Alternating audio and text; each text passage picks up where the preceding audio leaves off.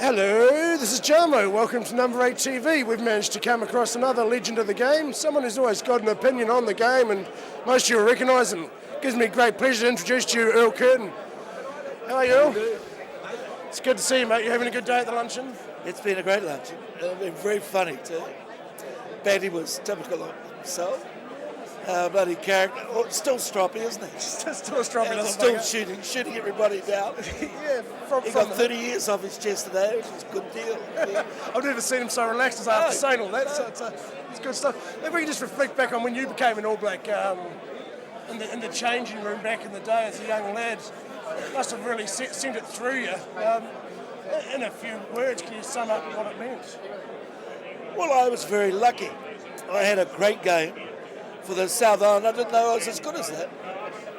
South Island against North. We actually beat a North Island side, which was a test side. So obviously some had to get it from the South. At that point they thought they'd win by 50 and no one would get it. Then I had an early trial. My father went to watch it. It was like a double-edged sword. And he left before the end of the game. I didn't realise that till afterwards. And he went home. He never stayed even to hear the famous announcements at the bottom of the stand at Athletic Park.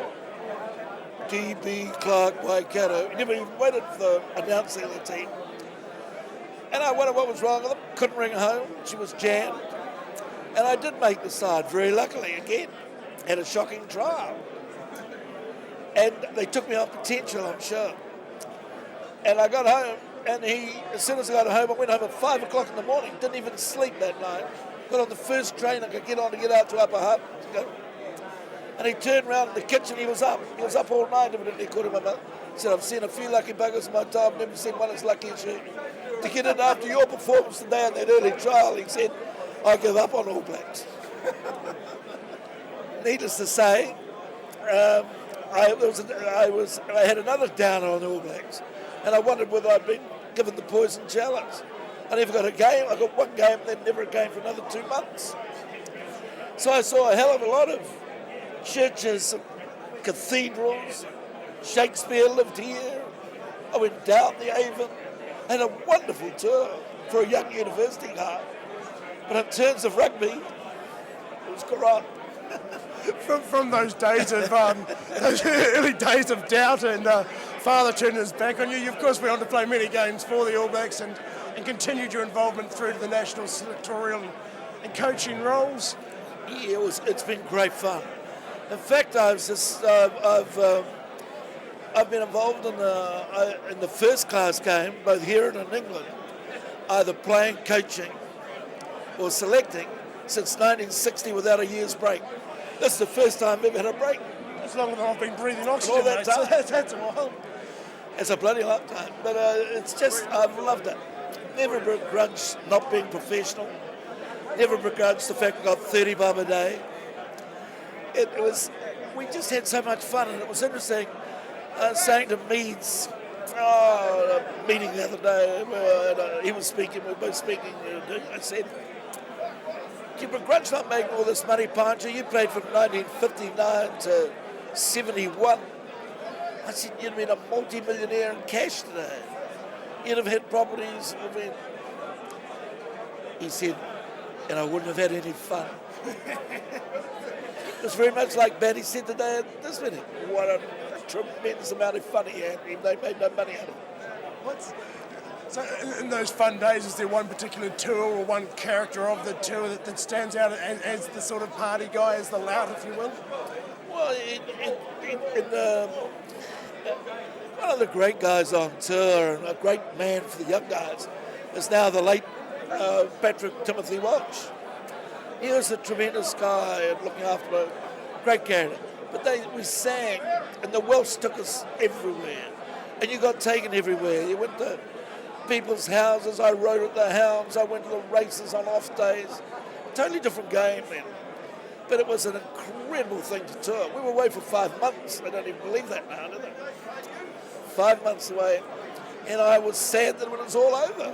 Because I was one of the few bachelors in the side, and I was going back home to nothing. Back to university and work. But it's, there's some great characters.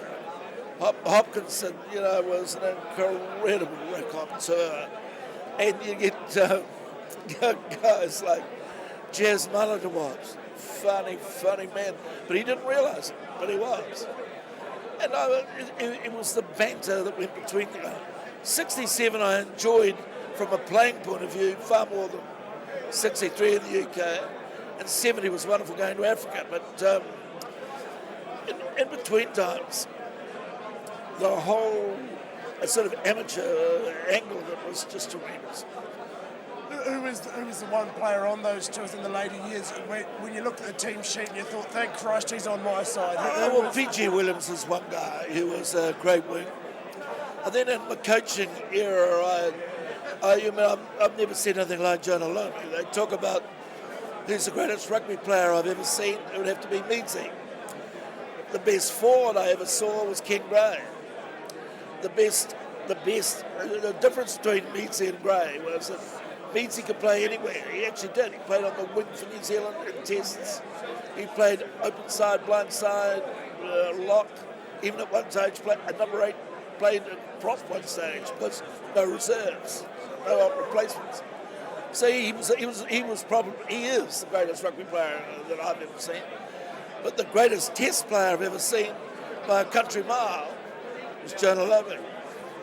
He gave you 5 or 6 chances to score, and if he didn't score them, someone else did in a test. Not even the great Pantry Meads could give you 6 shots to score. Absolute sitting shot, scoring, try movements like Jonah. Just phenomenal. So there you have it from Earle Kirton with all his rugby knowledge. Jonah Lomu, most effective test player ever. Thanks a lot for your time, Earle. It's been a pleasure. Nice to be able to voice my views. Thank you. This is Jamo on Number 8 TV. We'll see you online shortly. Go to number8.co.nz.